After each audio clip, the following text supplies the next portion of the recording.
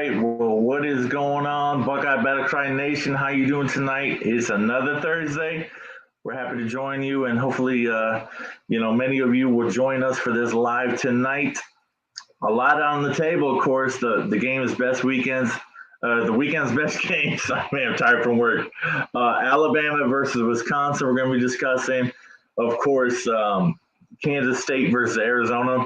The only two ranked matchups of the weekend, but and of course Ohio State centric topics as well as we kind of discuss what we do on off weeks and bye weeks, a little bit, and just how we approach those. Do we still binge watch college football, or do we go out and enjoy the nice fall weather? We'll get into that a little bit later, but of course other topics as well. Buckeye are expanding the horseshoe and doing some new clubs, and of course, freshman wide receivers are taking over the sport as we've seen all across the nation. Nick Marsh from Michigan State, J.J. Smith at Ohio State, and Ryan Williams down in Bama.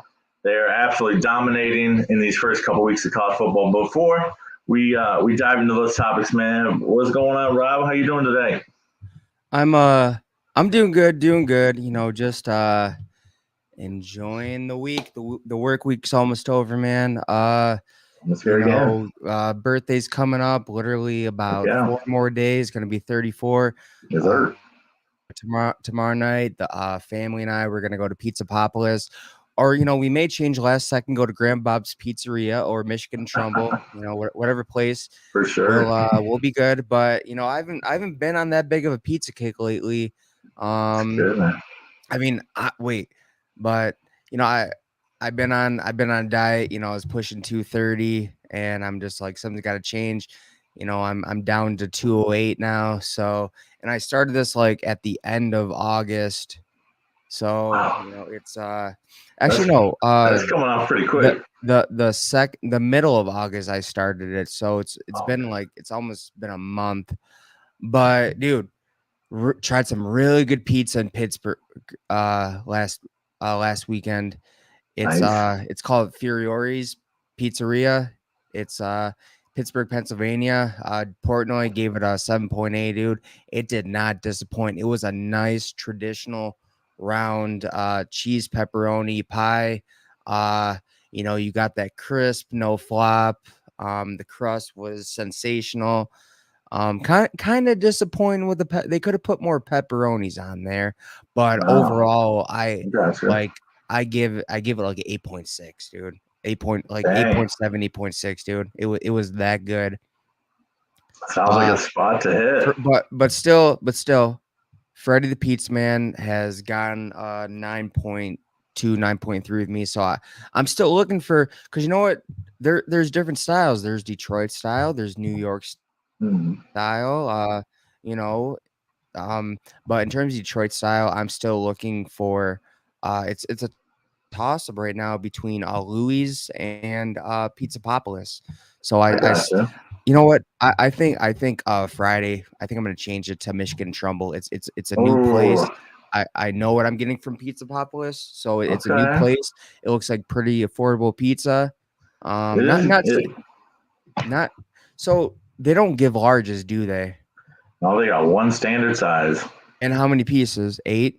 Yeah, 8. It's not all that big, but Oh, okay. It's like it would feed 3 people. It would feed 3 people.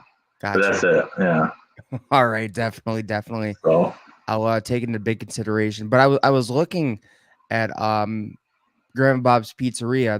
It looks like they have a really good bar pie.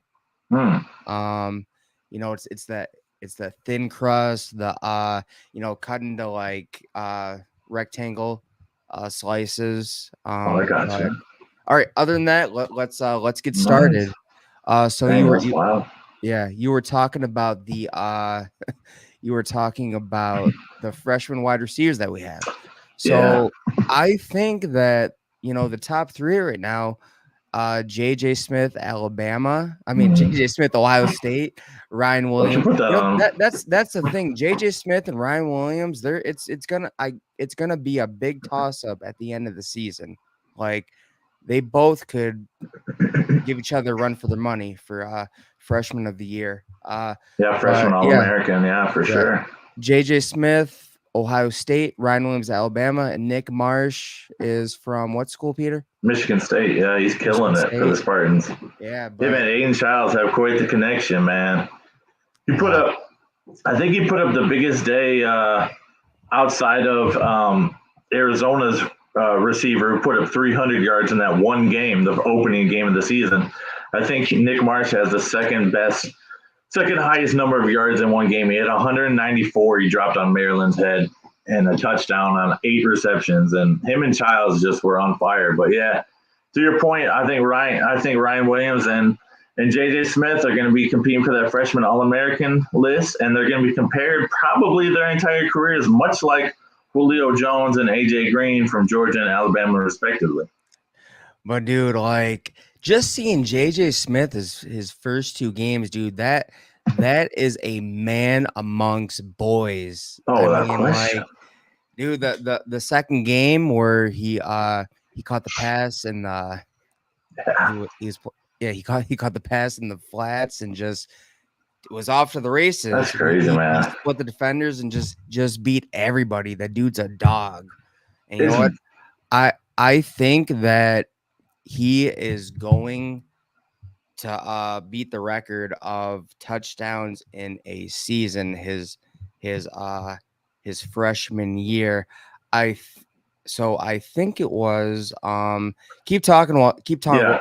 Chris Carter has the record right now with 8 touchdowns, and he's already got 3 through 2 games. Now, competition caveats apply. We played Akron and Western Michigan.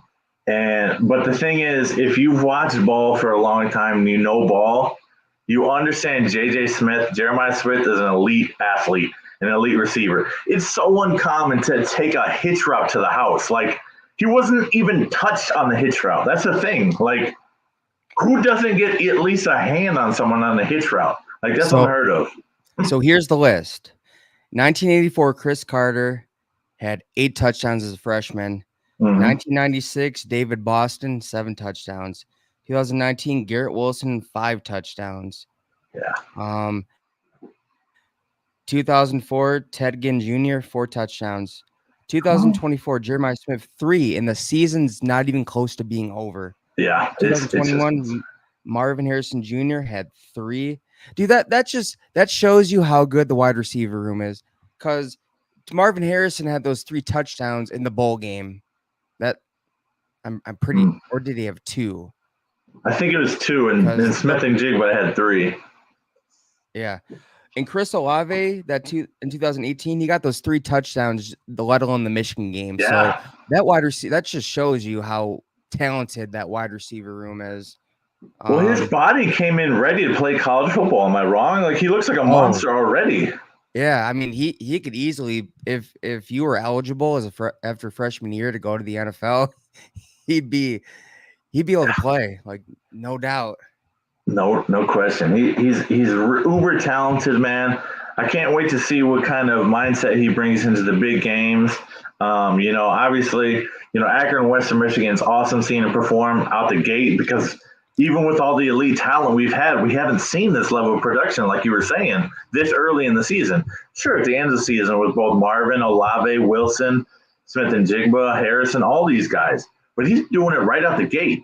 Now, me personally, I want to see versus in the big games. Oregon, Penn State, even Iowa. It's going to tell me a lot about what he can do for us in the big games. I think he'll deliver. I have no question about it that he'll deliver, but the competition will rise versus the big opponents.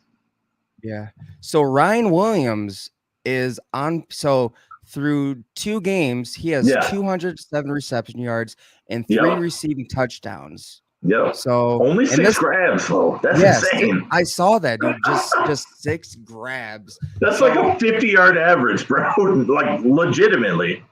Yeah. So if you divide that, so 207 divided by 6. Yeah, it's about 50. That's 34.5 average. Good Lord. So, dude, that's like NFL stats. It's like watching like DeAndre Hopkins just out of nowhere. You see, or Devonta Adams, you see him get 5 grabs for 211 yards.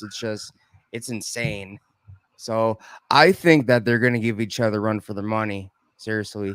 Yeah, it'll be fun to see, man. I mean, you're not going to see a And you know what? freshman win the Billikenhoff, but down the road, who's going to have them? They're probably both going to win them, or maybe one will snub the other. We'll see.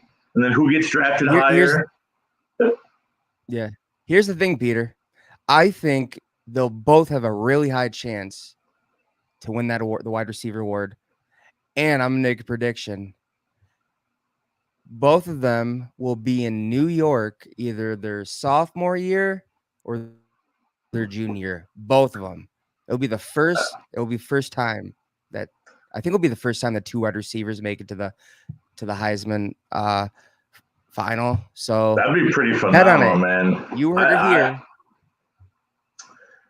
Yeah, I don't remember a year past where two wide receivers were present at the same Heisman ceremony. Some years you get 3 invites, some years you get 4, some you get 5, participants. But it's gonna be fun, man. They're gonna have phenomenal careers. Like it's gonna be fun to track them. And I pray both of them stay injury free and have healthy careers. Both in college and in the pros. They get drafted to a franchise that has a good quarterback. Not like Marvin Harrison with Kyler Murray. A lot of shade to Kyler Murray. Take that as shade, Kyler Murray. I do not trust you as a quarterback. But hopefully Marvin Harrison will produce some better things. I don't know if you saw this. This is slightly off topic. This is a little bit of a tangent. But he was wide open for the game-winning touchdown. It's been all over Instagram and on accounts like ESPN and whatnot. He was nobody within 20 yards of him as the clock was expiring. And Kyler Murray just didn't see him at all. He had his hand up waving like this and everything, and would have been the game-winning touchdown, and didn't even get the ball thrown his way. Yeah, I saw that actually. Mm-hmm. I saw that, and dude has to be frustrated. I mean, I'm sorry, but Kyler Murray, they either need to get shorter offensive linemen, or some way somehow he has Right. to he has to get taller. Which what's funny is people like he is what he is at this point in his career, Yeah. People are like, he scrambles so much. I'm like, you guys, he scrambles because he can't see over his offensive lineman, so he's got to roll out of the pocket to be able to see down the field. So it is what it is at this point. Precisely, man. So we'll definitely be following the careers of Ryan and JJ Smith, and maybe even Nick Marsh, the 4-star receiver, if he continues to develop with Aiden Childs. He's a true freshman out of Detroit as well. But yeah, man. Oh, go ahead. So here's Jeremiah Smith's stats. Yeah. So Ryan Williams has him beat. So reception yards 211, yards per reception 19.2. They're tied in receiving touchdowns. Ryan Williams has him beat and receptions. That's receptions. And I'm trying to figure out, like, I mean, it's more impressive that 6-7 receptions, he got 270 yards rather than JJ Smith. But look who he has at quarterback. I mean, Jalen Milroe. He doesn't impress me much either, to be honest. But I mean, like, he's got a pretty good long ball, better than he does have a nice long ball, but he is very inconsistent, in my humble opinion. But so what sold me is, I mean, that he put that ball on the money when he beat Auburn last season, literally like 32 seconds left on the clock. It was a clutch moment. You can't deny that. You can't take that from him. But be honest, Peter, who would you rather have throwing to JJ Smith? Jalen Milroe or Will Howard? I think they both got some real deficiencies throwing the football. And maybe Jalen, maybe, but he's pretty inaccurate. But did you see that long ball pass by Will Howard where JJ Smith had to come? Yeah, but that's just one aspect. Come back for it. I agree. Terrible throw, but Milroe's really bad in the intermediate to short, and Will Howard excels at those throws. So you take the good with the bad with each quarterback. Like Gabriel, for example, his deep ball isn't all that great either. But I'd probably still take him over Will Howard. I don't know. I mean, I guess I would give the slight edge to Jalen because he's quicker. He's quicker and he's better at improv. You know, he can extend some plays a little bit better than Will Howard because he's a little bit better of an athlete. Overall throwing, though, I think slight edge to Jalen. Slight edge to Jalen. All right, man. Appreciate that honesty, dude. So we'll get to watch, obviously, Ryan Williams on display this weekend as we watch the Alabama Crimson Tide travel to Madtown, Madison, Wisconsin, for a big showdown with the Badgers, man. Now, we gave our predictions over on Team Rivalry earlier in the week on Monday. Go check that out, guys, if you haven't already. Big Ten Team Rivalry, wonderful pick'em show on Monday nights. We'll start to be on that weekly, by the way. So that's going to be a lot of fun. We've always had fun with it. But, man, I don't know. The Badger defense isn't what they used to be. They used to run a 3-4 scheme under Jim Leonard. I truthfully think that Alabama is going to straight decimate the Badgers. And I love me some Luke Fickle. And I know you kind of do too, but this is a mismatch, and I'm not looking forward to seeing what the Crimson Tide are going to do to the Badgers. What's your first kind of general take on this matchup when you think about it? Man, you know, first off, I mean, so Luke Fickle, I feel like he was given a, kind of a bad situation. I mean, they're recruiting 40th, 40th nationally, not bringing in bringing okay talent, and it shows maybe Luke Fickle is just not meant to coach at a big time school. I mean, you usually see his teams come to fruition year 3, and this is it. And maybe it'll be year 4. Who knows? But the recruiting is not there. They don't have a quarterback. Yeah.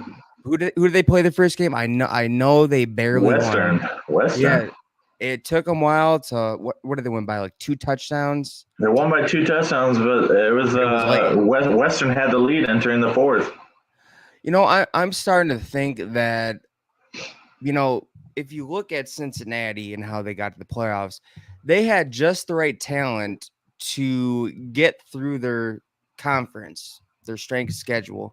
Yes, they beat Notre Dame, but I mean, Brian Kelly's just known to just drop some head scratchers. I mean, that's just Brian Kelly. But I mean, due to the big talent gap and the coaching, I mean, Kalen Dobert has shown that he's ready to be at a big time program.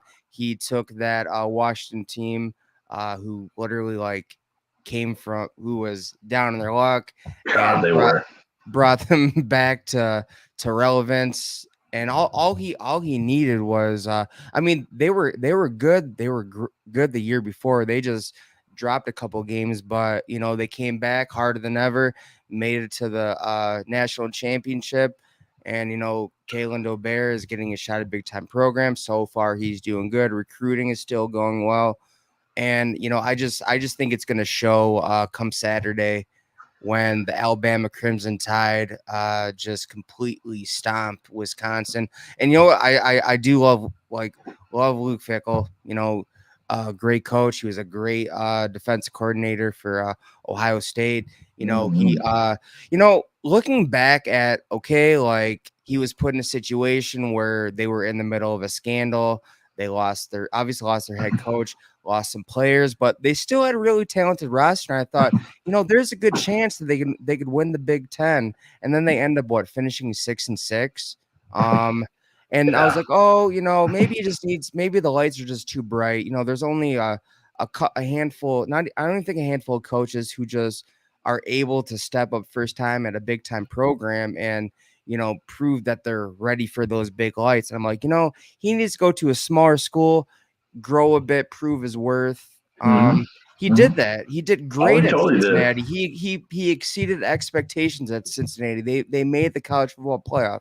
He exceeded expectations, but here's the difference. If I can just butt in for a second, yeah. He found his quarterback in Desmond Ridder early. Like, he was in one of his first recruiting classes.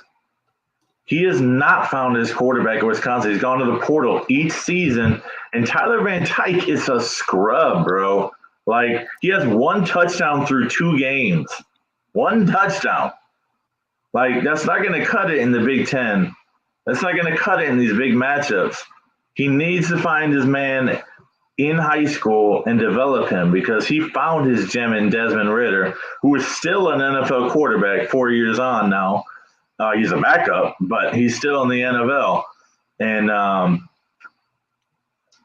the talent level is about the same as it was at Cincinnati and Wisconsin. It's just going different because college football is so quarterback driven. He needs to find his man. But here's the thing. Like, if you really think about it, you know, they're recruiting at Cincinnati. They're competing with other schools within their conference. So the talent that they're getting for their conference was good enough. But now they're competing with Ohio State, Oregon, Michigan, USC, Penn State. And it seems like those programs are a good amount of times going to win out on those big time players. So yeah, and the talent that they're getting, it's not good enough for the Big Ten. It's not, man. The rebuild's not going well. You know, DeBoer in his first year, he comes in Madison. He's got a chance to, you know, it's not a ranked Wisconsin team they're playing, but it's it's still a decent opponent. And I think, man, I don't know, man. The talent level is so disparaging in this game. Like, the level is a wide void. It really is. Like, he's improved recruiting. It was in the 50s to 70s when he got there, the first 3 classes, the previous classes. He's improved its top 40 classes now, but that's still not the elite level it needs to be to take down a program that's only 1 year removed from the greatest coach of all time. And I know we both are predicting a blowout. It looks like Rand City's predicting a 10-point win. He's been right more than we have, to be honest, at least on these live games we've talked about here. Some of the other guys on Team Rivalry were expecting a closer game, but I kind of feel like that maybe was just hope, not necessarily looking at the reality of the situation. What do you think about that? I mean, like, I was honestly, Peter, I was expecting a close game. I mean, there's no denying that their defense is elite, but here's the other thing. Steve Sarkisian, he had a brilliant game plan. So what I noticed as Texas has a lot of speed, and they weren't using that speed. Like, why would they use their speed to go between the tackles and probably get eaten up by Mason Graham and Kenneth Grant 9 times out of 10? They took their speed to the outside, and you know, all like you know what, they have the offensive line to be able to do that. All you got to do is hook. All you got to do is hook the edge, and it's over. And you know what? Texas offensive line was winning a good amount of the battles, because you know I was noticing about the end of the first quarter. I saw Mason Graham just hands on his hips, bent over, huffing and puffing. So I mean, you got to think, was Michigan even like well prepared for this game? Was this game over the moment that Texas ran out of that tunnel? I mean, they were more than likely running and gunning for Michigan. You know, Michigan has a target on their backs. I mean, the reigning national champions, but also, I mean, what has happened during the off season? You know, that sign gate cloud that's just been over Ann Arbor, and you know, it's just like, I guess in a way they're just like, you're not going to get away with this. We are going to expose you, and they did just that. I'm pretty sure a freshman wide receiver by the name of Ryan Wingo made Will Johnson look silly. If I'm not mistaken, that dude is quick, by the way. He's that nice. dude is. I mean, they did a jet sweep with him, and he took it all the way. You know, the last time we saw a jet sweep and they took it all the way, it was 2018 Ohio State versus Michigan. I think it was Paris Campbell. Yeah, Paris Campbell. 80 yards to the house. Jet sweep, 80 yards to the house, man. That's pretty much the same thing that happened, almost 80 yards to the house. So I think at the end of the day with Michigan, they got beat. They got out schemed. They got beat with speed. and clearly Texas was the more was the more experienced team, which I said pretty much leading up to the game. Experience is going to win this game. Speed is going to win this game. Scheme is going to win this game. Steve Sarkisian's he is a seasoned head coach now. He's proven his worth. He's brought Texas back in a big way. He's turning the corner, man. I give him his props because he battled the alcoholism and he really turned it around because previously he was not a good head coach, and I honestly did not believe in the hire that Texas made. But he's clearly proven me wrong. He's had a good 2 seasons there, or 3 seasons there now, I think, or 2.5, I should say. And I give you your flowers too. You called this, I remember in the preview last Thursday, you were saying that Michigan's lack of offense is going to keep their defense on the field. That's exactly what happened throughout the game. I mean, I didn't expect it to happen in the first half, but my goodness, man, like you said, hands on the hips in the first half. Even there were instances in the first quarter where they were looking unconditioned. Oh yeah, that's what I'm saying. By the end of the first quarter, that defense was exhausted. They're gassed. And the rest is history. Their fate was written. When I saw Mason Manchild Graham like bending over, huffing and puffing, I'm like, it's done. The street fight is done. Like, did you go to buffets all off season? Like, what did you do with your off season, man? Just like read your press clippings and snack and like wow. And let's be honest. It could have been 10 times worse. I mean, heck yeah. I mean, Michigan got a really favorable holding call at the beginning of that game. Really that pissed me off. Like, we texted about that. It wasn't even that bad of a hold. It wasn't egregious. Definitely not. It wasn't like very noticeable, but you know, but I guess what, you know, my brother Jack always put it. Oh yeah, because he always put it like home cooking, like because. Yeah. So I mean, there was a little bit in that, but you know, Texas overcame all of that, man. And here's one thing before we move on to another game this weekend. I just want to pose this question to you.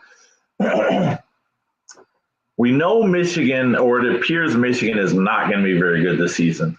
But let's look at the other side. Texas. How good are they? Because we know Michigan's not great, at least in our opinion. Is Texas all of a sudden this national title contender like people are saying? Or do we need to take a step back and say they're a very good team, but maybe they're not national title contenders? That's just my question to you. All right. So first off, Quinn Ewers really showed up against Michigan in a really big way. He completely torched them. I mean, to Ohio State fans, he's a legend. I just hope we really don't. I hope we don't claim him. Man, but if they're able to bully around a defensive line like Michigan, I mean, Mason Graham and Kenneth Grand, I mean, they're projected both to be top 10 picks. I mean, Mason Graham may go number 1 overall. I mean, that's what the mock draft are looking like. And you know what? They're the edge position, you know, Josiah Stewart, who's at the other end. There's Derek Moore. Yeah, they're no slouch either. Their secondary, not that bad. Yeah, that's true. But that's a great point. It's not even. That's a great point. They play Georgia. We will see. Well, that's what I'm saying. Yeah, I mean, I guess, but again, like Michigan's defense is elite. It's just that they ran to a brick wall called the Texas offense. Behemoth O-line. It's gonna be a fun matchup, man. I wish we didn't have to wait too long. It's not. It's like a mid-season game, Texas versus Georgia, if I'm not mistaken. You can correct me on that, Ren City. I might be wrong, but that's gonna tell a lot, man. It's gonna be a big game of separating some of the elite teams of college football, and will have an effect on obviously the SEC standings and the playoff seeding, of course. Now you think that's gonna be a rematch, right? I think Texas has a really good chance to win it all. Interesting. Really okay, I'm not that high on them yet. I agree. I don't. Quinn Ewers is the best college. He's the best quarterback in all of college football right now. He is. They got a lot of speed. Their defense is good. Their offensive I don't line. know about their defense yet because Michigan's offense is garbage. You're right. Their offense was garbage, but no, I mean, still impressive. Still impressive. Very impressive. Passed the first test with flying colors. I mean, I even heard on the radio on my short commute today that some people think Texas and Georgia are the top two teams, and maybe Ohio State's lying down the third. It's because we haven't played anybody. Nobody really knows what we are yet this year. Not even Ohio State fans, because we have not been tested in any facet. But some people are making that overreaction, and that's what college football fans do. We overreact to games and results. And so I just want to get your take. That is an interesting take, Rob, and I think there's some credence behind it. They might be the best team. They might. Here's the other thing about Texas, and this is what some people are forgetting. They made the college football playoff last season. Yes, they did lose some talent, but they were number 3 in terms of the most production returned in all of college football. Freaking went to the portal.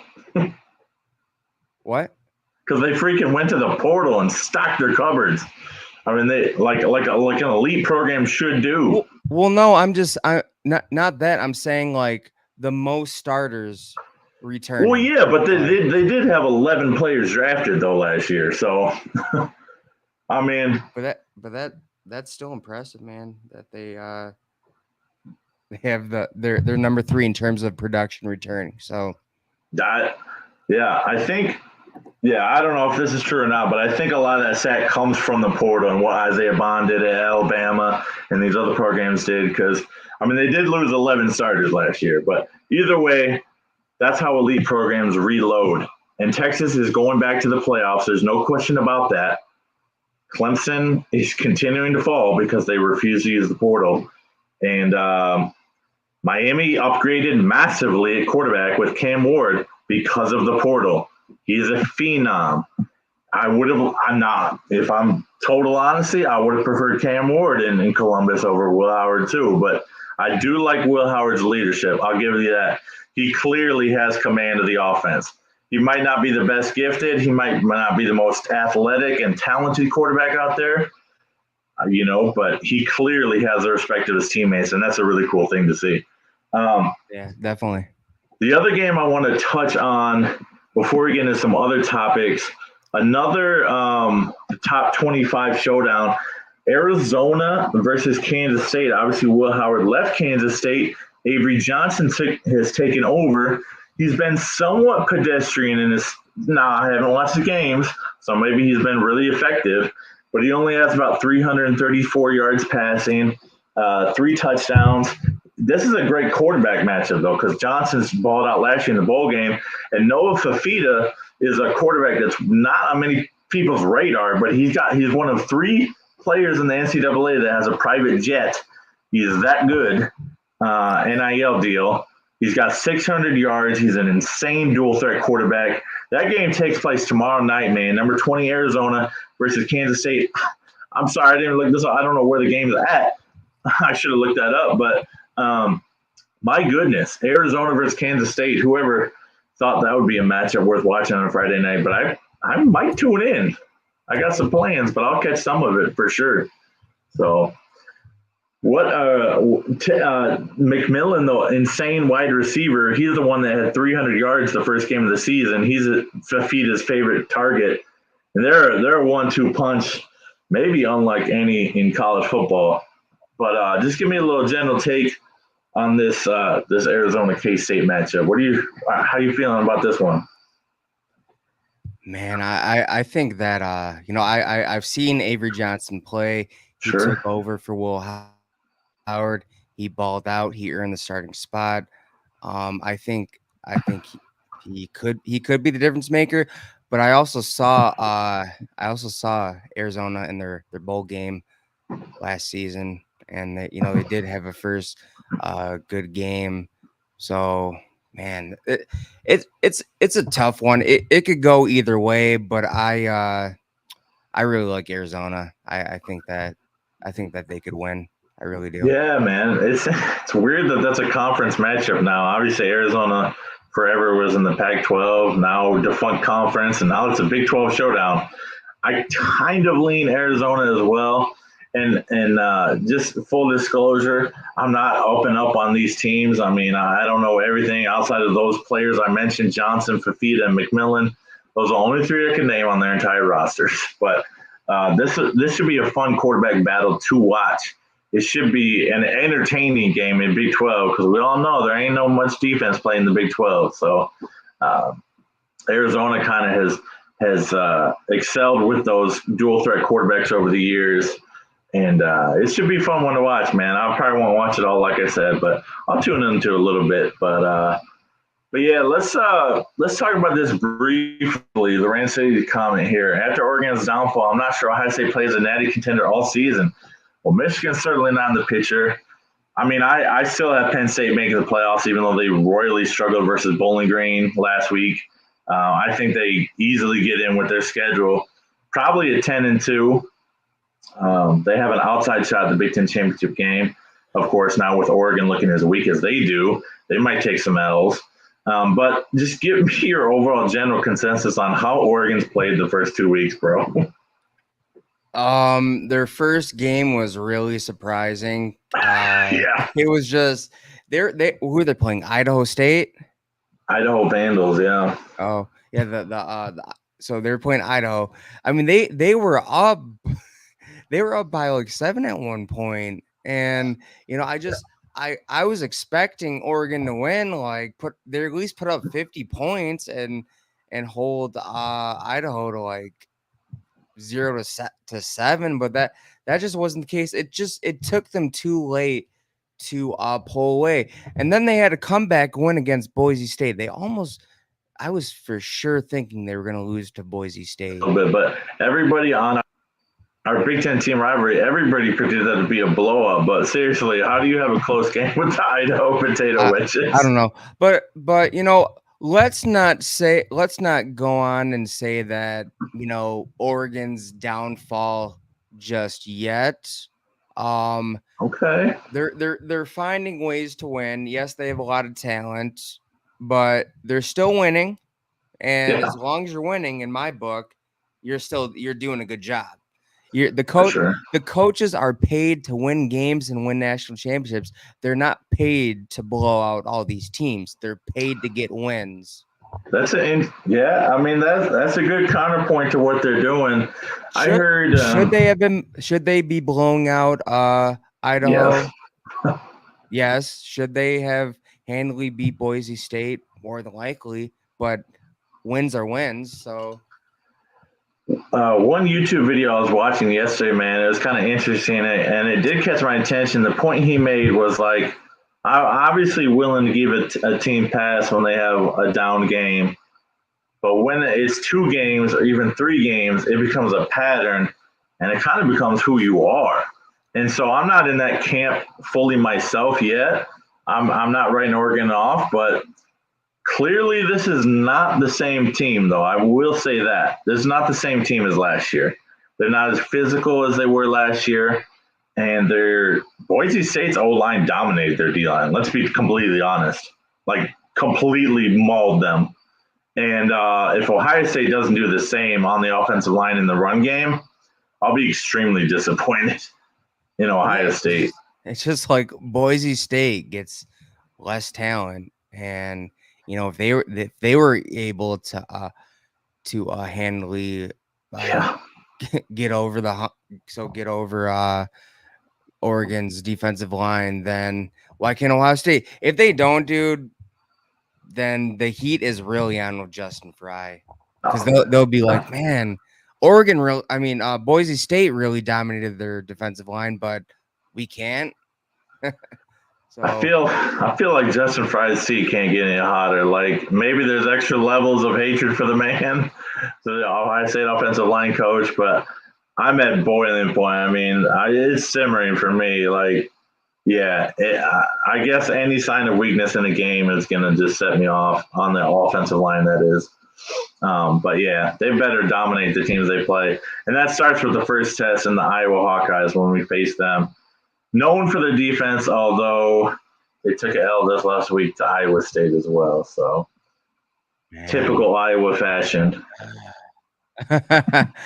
Dude, that's rough. You have, they were in the Big Ten championship game last season. Just They last had year. the most returning production in all of college football. All of them, yes. And you drop an early game against Iowa State. Yep. They could be so much better. They could be so much better. Like I said on the Team Rivalry show, if their offense was it like you don't need a number one offense. They always have a really good defense. If they had like a top 20 offense, they'd be real contenders. Let's be honest here. Yep. It'll be interesting, man, when the Kirk Ferentz era ends in Iowa City, what kind of program Iowa becomes. Because outside of Hayden Fry and Kirk Ferentz, they've been a pretty mediocre program. And maybe they even get worse. Last year with that offense that the whole nation was clowning, they still managed to win 10 games with that pitiful offense because they play football the Iowa way. And maybe that changes when a new coach comes in and Kirk Ferentz dies on the sidelines or whatever happens to him. It's going to be fascinating to see if the next head coach can keep that going, or if they just completely go back to mediocrity and irrelevance. Because at least people were talking about Iowa last year. And at least they made the Big Ten championship game. It's not the right things to be talked about, but at least people were talking about them. Yeah, definitely. So. Back to Oregon. Yeah, back to Oregon. Sure. I would pump the brakes on their downfall. Again, the coach is being paid to get wins. And so far they've won 2 games. That's fine. If they continue to win, I don't care if it's by 3, I don't care if it's by Hail Mary, I don't care if it's by a last second field goal. Like I don't care if the quarterback closes his eyes, turns around, and just throws the ball up, and the wide receiver gets it the last second. Like you're paid to win. Win at any cost. I don't care how you get the win. Just win. That's what they're paid to do. Your comments remind me of just the 0-2 national title season for Ohio State under Jim Tressel. Like, we were not accustomed to Tressel ball at that point. And we won games in very different ways. And they were all nail biting and they were all intense and they made us sick to our stomach, but we won the games. We won every one of them. But the thing is, I want to just make a counterpoint to that argument, just for the sake of argument, is if this was Ohio State struggling like this versus these 2 opponents, we'd be irate and furious with Ryan Day. Yeah, You're right. You're right. It's because we're such a spoiled fan base. That's one of the reasons. But at the same time, I'm like, you know what?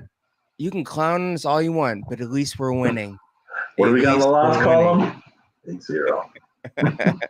For sure. So now it'd be fun, man. We'll see how Oregon season plays out. I must admit, I'm not. I still have them most likely making the Big Ten championship game. Penn State has an argument for that, but until I see otherwise, I'm going to stick with Oregon and being the representative in that championship game. And we'll see. But obviously, like Rand City said, versus Texas versus Georgia, we're going to learn a lot more about Oregon and Ohio State in that game. We're going to learn a lot more about Texas and Georgia in that game. We'll see if they're ready for the big boy and the big stage and their first huge Big Ten opponent coming to town. Yeah. But, if Boise State's offensive line was able to push around their defensive line, if Oregon doesn't get together, it's gonna be rough in the Big Ten against some opponents. I'm not gonna say like if they're playing Rutgers or Northwestern or Purdue, but when they go up against Michigan, Ohio State, or if they're playing Penn State, then those could be rough outings for them. So. Yeah, I got you. They do travel to Purdue at night, I think, in October. And so keep your eye on that one. I know you said not Purdue, but I would keep your eye on that one. It's Boilermakers for a reason. But yeah, until they actually drop a game, I'm gonna continue to probably hold them in high regard. Not as high a regard, but still high regard. So yeah, moving on to an Ohio State centered topic. A little bit shifting away from the games for just a second. Ohio Stadium is about to go under some changes for the 2026 season, and a new private club. Here's a look at what the renderings are, called the 1922 Club. That's obviously when the Horseshoe was opened and dedicated. Was in 1922. This new exclusive private club costs $4,500 to get into, and is an exclusive private club and dining venue coming to Ohio Stadium in 2026. There's some other renderings. Just here are some of the features real quick, and then I'll kind of let you comment on what maybe the new fan experience is. But this is all-inclusive food, beer, and wine, cash bar for spirits. You can get in 3 hours prior to kickoff and stay for an hour after the game. Obviously, private restrooms, that's a huge plus. You don't have to go in with the common folk. And a dedicated premier entrance also away from the common folk. And there's going to be a lot of events and things like that. I'm just going to scroll down a little bit further to get to some other of the other renderings. There's that opening picture. There's another view. And here's another view.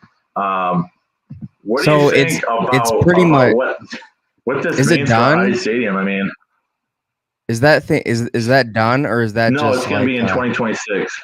Okay. Well, no, it's going to be done the off season in 2026. And how much is it for the year? For the season? $4,500.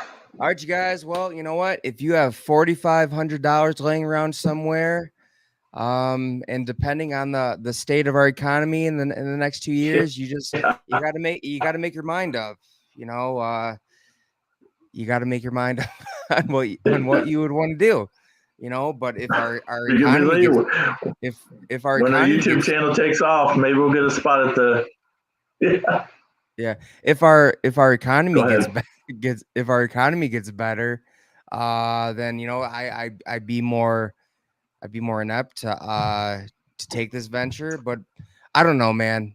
At the end of the day, like, man, what you said, $4,500.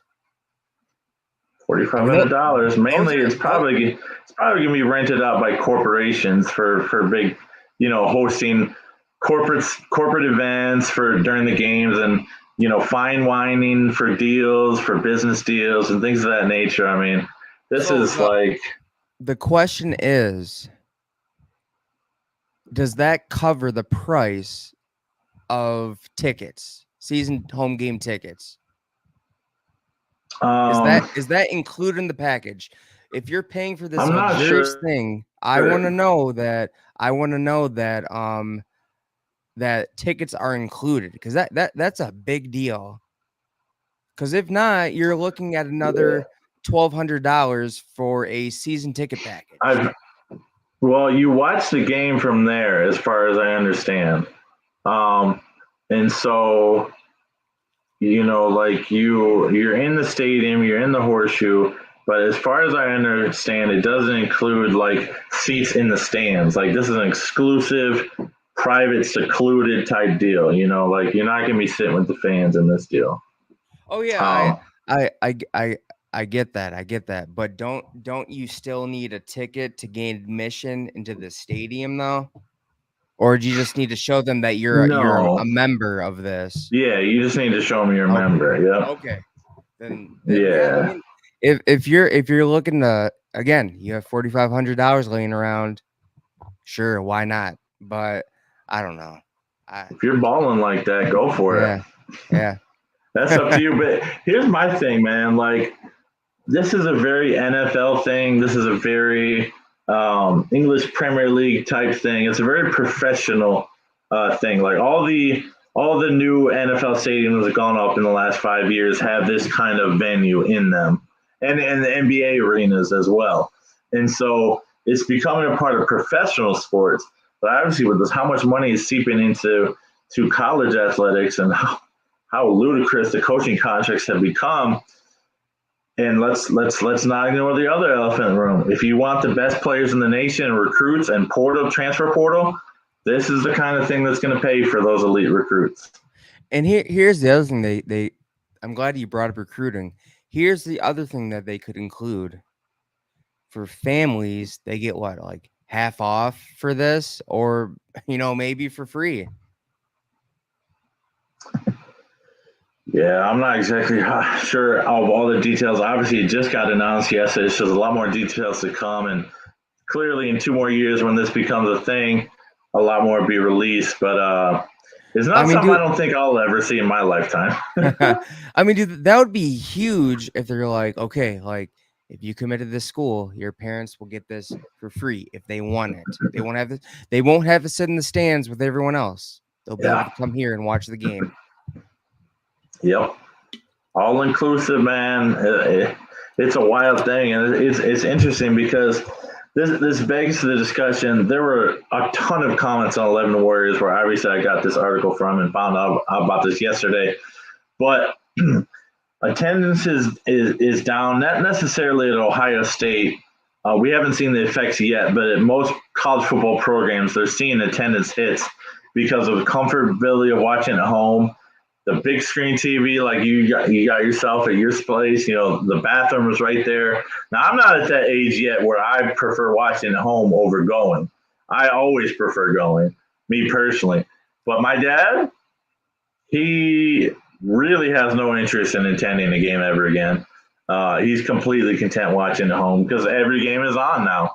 And, he likes going down and getting mixed up for big new kickoff and game day. But let's be honest, man, the Horseshoe really only gets up for the big games anymore. It's not a super loud venue. We have become a super spoiled fan base. Let's be completely honest about it. This kind of thing kind of plays into that is that, like who's going to be attending these games now as attendance continues to wane at certain programs.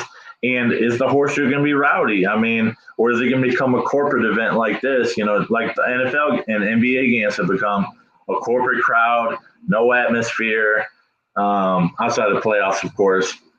What's it going to be like in Ohio Stadium from now on for the average fan? Because it is getting really expensive to go. Let's be totally honest, man. It's getting super expensive to attend. And, they're getting close to pricing me out. I'll be completely honest, but I'm not there just yet, but they're very close. So, yeah. Shoot. It kind of sucks, but yeah, the environment's just not the same as it was in the early 2000s when Ohio State was still struggling. The Horseshoe was a rocking place, but over the last 20 years or so, we've gotten so spoiled with victory after victory. We expect victory. I mean, our buddy Dave Johnson went to the game last year, the Ohio State-Michigan State game, and it was a night game, but there was no hype. I mean, everybody knew we were going to crush Michigan State. It was not loud at all. It was the same day you went to Michigan-Penn State, and, I mean, he was kind of clowning us on the road. It was like, the Horseshoe is a quiet venue, man. You fans kind of suck. I was like, well, what did you expect, man? It was what big moment happened in the Ohio State-Michigan State game? There wasn't one. We dominated from the opening kickoff to the end, Like there was nothing to get crazy about at that game. Dude, glad you brought up the Michigan Penn State game. Dude, Happy Valley is so loud. It's an experience. Thought that my eardrums were gonna burst, like big time. It's really loud. Go ahead. Speaking of the Michigan State Ohio State game, tickets right now are $75 a piece. Peter, I may contemplate going, dude. I may contemplate going. I mean, it would be good for coverage, man, to go down there. It'd be fun to do a vlog for sure. Spartan Stadium really kind of sucks in my opinion, but it would be fun to see the team live, especially as good as they are. So yeah, get back to me on that. I haven't made up my mind yet, but we'll definitely consider it. I having just gone last year, I'm not as inclined to go see these two same teams. But yeah, I we're mean, definitely talking about it more for sure. even if we just go down there, like with the tailgates and stuff, experience the atmosphere, get some video in, and then Yeah, that like, could be fun. dude, they got some good Just pizza go to places some, down go to there some, too. So go to some bars, some restaurant or something. yeah, definitely. Yeah, that could be a good time for sure. I'd probably be down for that. No doubt, no doubt. So yeah, this thing is coming. It's not something I will ever enter in my lifetime unless I win the freaking lottery. But I don't play the lotto, so that's never going to happen. So um, there's a couple more things we want to cover. We're just about wrapped up, though. Um, we want to talk about the difference in running back room situations from Tony Alford transitioning to Oregon's former running back coach, Carlos Lachlan, taking over in Columbus, man. What do you think the difference has been with Carlos since he's gotten here? He's only been here a short time. But do you think things have improved, stayed the same, or too I early think to tell, or what? I'd say things have improved. I mean, they already have what, seven rushing touchdowns. Yeah, Like, yeah, I mean, the a lot. run game looks really explosive. It Yeah, does. It it, look the running backs look more explosive. They're getting more yards per carry. Obviously more touchdowns. I mean, man, go look back at 2022. The rushing touchdowns was just yeah, horrendous. pathetic. I remember that Northwestern game where it was raining. We Couldn't they run the couldn't ball at all on Northwestern. couldn't throw the ball, so we tried to run it, and they couldn't. So Nope. you Against know it. lowly Northwestern.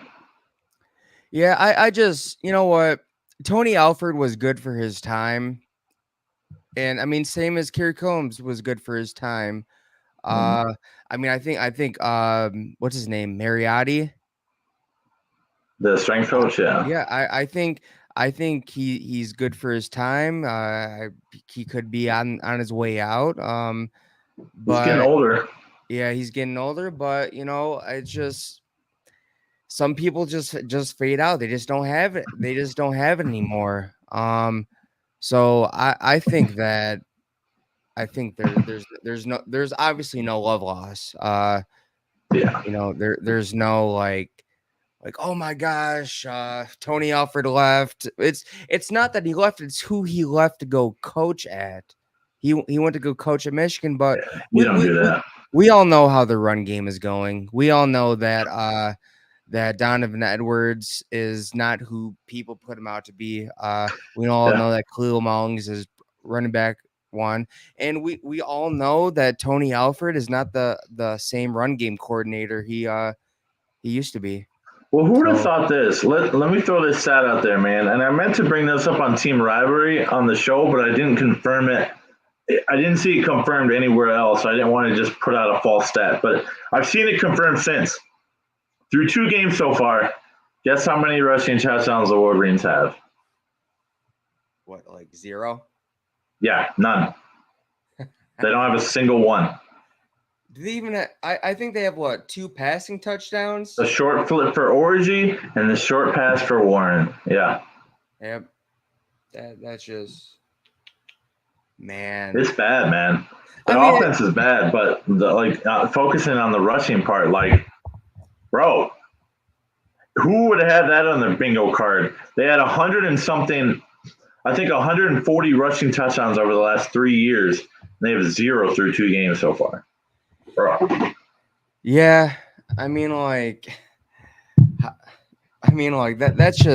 that is such like a big like step back from what their identity was. I Yeah. honestly, I mean, they you go back to that their first game against Fresno State, they had 5 wide. Yeah. I mean, they're Sharon Moore's like, yeah, we're gonna keep the same ground and pound game. We're not gonna change our identity. But then the first game, we see 5 wide. We see more of a pro type offense.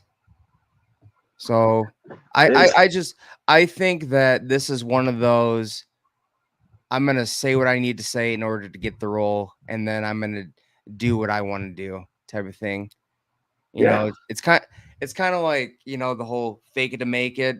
You know, Sure. you're in a job interview. You really want the job, but you don't like, you know exactly what these people want. It may not be what They your want. vision, Yeah. but you know what they want. So you're gonna say what they want so you can get the job. So Well, like you said, man, we've seen a drastic difference in the Michigan rushing attack, and we've seen a drastic difference in the Ohio State rushing attack, and that's been fun to see. Obviously, Oregon's concepts and Chip Kelly's concepts have made a big difference.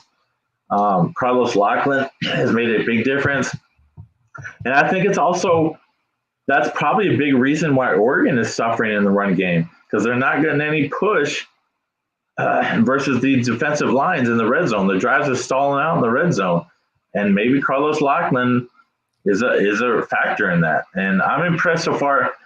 And correct me if I'm wrong, but didn't he? He did land a running back recruit. I can't think of the recruit's name right now, but Lachlan did land somebody since he's been here on staff. Correct? yeah, Bo Jackson. Oh, Jackson, that was the man. Yeah. Yes, yeah. And there was someone else too. There was someone else. Oh, you're right. There have been 2 running back commits for sure. Yeah. So he I set forgot it the up. other one, but I know Georgia was really after Bo Jackson. We got him. So Yeah, no, man, it's fun. That was a big recruiting win for Ohio State for sure. So I think the future is bright, man. It will tell a lot in who we can continue to bring in, what kind of caliber of recruits and what kind of tailbacks we get. Ohio State has always been known for having elite tailbacks, and now we're starting to become known for better quarterbacks. And that'll be fun to follow too. What kind of recruits we get in the QB room as well. But I'm excited and enthused that Lockman is our coach.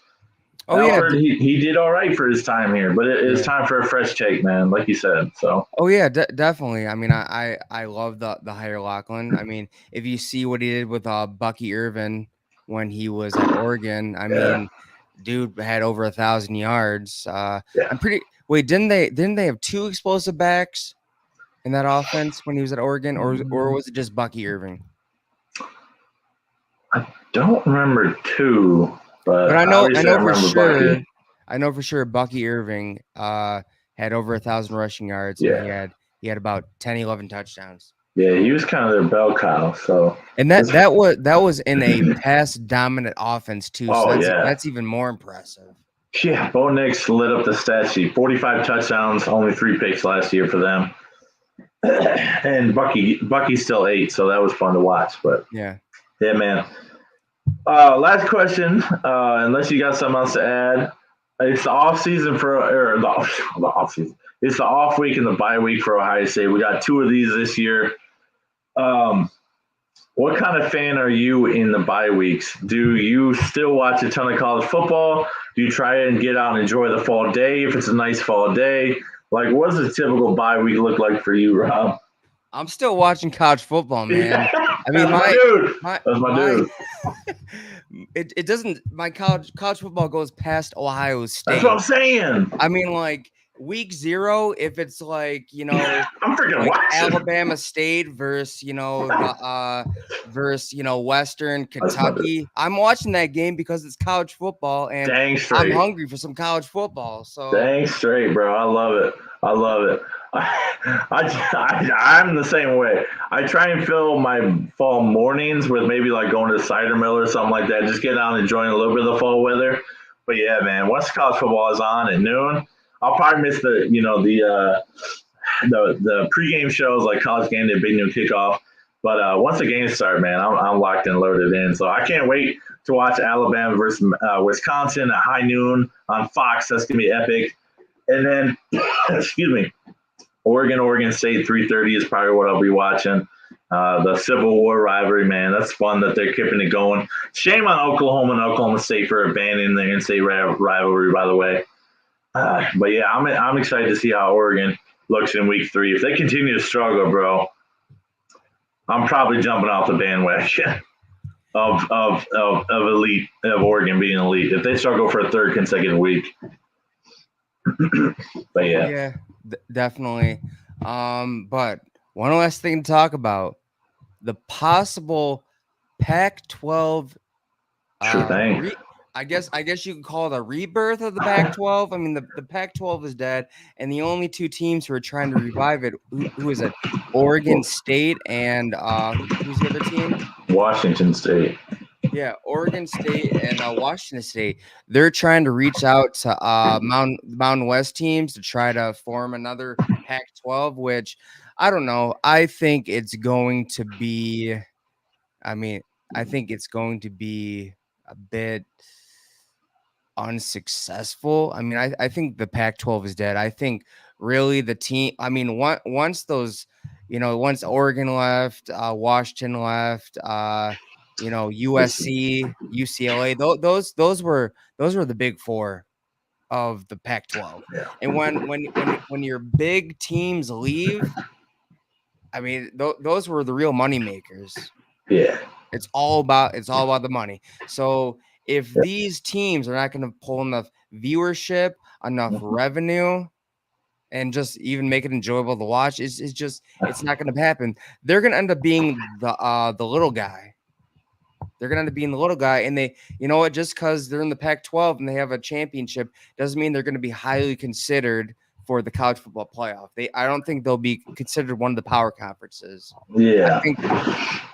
I think the Power Five is no more. Even if there is this big rebirth of the Pac-12, it's still going to be Power Four. It's going to be the Big Ten. Oh, yeah. It's going to be the SEC. It's going to be the ACC, and it's going to be the Big 12. That's it. Yeah, no question. We're done with the Power Five. Like you said, man, Fresno State and Boise State, they are good Group of 5 teams. They are not power conference opponents. They do not draw eyeballs. They have been, very good over the course of time. The one that doesn't make sense in this 4-team edition is Colorado State. Like, I get the other 3, and their semi-appeal, for joining the Pac-12, but like Colorado State, bro, like what? They are not ever competitive. And so I'm not sure why they want them. Maybe just they want the Denver market, and even though it's not in Denver. So that's the only thing I can think. But it is kind of interesting. Like, there's no question, like, they're not going to draw eyeballs, so they're not going to get huge TV deals. And I don't understand. I respect on one hand that they're still fighting and they're still trying to survive, but it's not going to be successful in bringing money. Like, you're going to be a minnow conference. It's just the way it is. There's nobody left to add. I've heard Cal and Stanford are potentially considering, coming back. Who knows what will come to fruition with that. I mean, everybody kind of thinks the ACC is going to implode, and I do too, within the next 3 to 4 years. The Big 12 might hold out a little bit longer, but yeah, I can't imagine Cal and Stanford's programs continuing to want to fly cross country to play their games. I mean, they're a Pacific team, and they play in the Atlantic Coast Conference. Like, that's just so stupid. Yeah. I mean, it is. You know what? If they want to have rebirth at Pac-12 and call a bunch lower teams from the Mountain. Then what's gonna happen? Is the Mountain West gonna die next? I mean, naturally, just like the Big East did. The Big East used to be great. Semi kind of mixture. They had West Virginia, they had Cincinnati, they had Pitt, and they became no more. In the Mountain West, everybody kind of recognized the Mountain West as the best of the Group of 5 conferences, and that's going to go by the wayside too. So it sucks, but it's just reality, man. Conference is going to continue to expand, but there's not too many big fish to snatch up. Now, maybe when the ACC collapses, the SEC and the Big Ten are going to be fighting over a couple programs, of course, Clemson, Florida State, and programs of that nature. But it'll be interesting to see where the dominoes fall. But yeah, man, good luck to the Pac-12. It's a bigger brand than the Mountain West. I see why they're going from the Mountain West to the Pac-12 instead of the Pac-12 to the Mountain West. But like, it is a bigger brand. But ultimately, its value is completely decreased and it'll never recover. So, man, what? So where did Arizona end up joining? I They're in the forgot. Big 12, yeah. Yeah, they're all And Arizona State. they're all in the Big 12. Wow. They went to a couple of different conferences. Yeah, I mean, Colorado used to be in the Big 12, then they joined the Pac-12. Now they're back in the Big 12. That's the dumbest of all. Dude, Colorado, man. Yeah. Yeah. Hey, you know what, man? If you at least they have the Rolexes. That's all I'm gonna say. Yeah. Well, they're gonna take some fat L's now. Shador and Travis Hunter are gonna be very rich men in about 10 months. But Travis God, that program, top 5 pick. That program itself is going nowhere and nowhere fast, and all hype, no substance. So it's fun to watch, man. It's fun to watch the fall of the continuing failures out in Boulder, Colorado. Beautiful stadium, wonderful campus. Got one national title in program history. That's a great 30 for 30, by the way. I saw it. According to Mac. Yeah, that was a great 30 for 30, dude. One of my favorites, to be honest. So I remember they were so they could have lost the game. The guy Rocket from Notre Dame. Rocket Ismail, he took it back to the house, but a holding penalty was called, and that was that. So yeah, that was a crazy game, man. Colorado probably will never see those heights again, but it's always fun to see programs rise up. But Colorado's not going to be one of them, at least not under prime anyway. But yeah, man, that's going to do it for tonight. Appreciate you all joining in. Thank you so much for joining the stream. We'll be back. Enjoy the college football weekend that is to come. A couple of big matchups. Hopefully we get 6 upsets or more like we did last weekend. What we all kind of expected might not be a great weekend turned into a fabulously entertaining weekend, and we're hoping the same for this weekend with only 2 ranked matchups. Hopefully a little bit of chaos. So we'll see what happens. We'll be here to talk about it. We'll see you guys on the next one. Take care. Have a good night.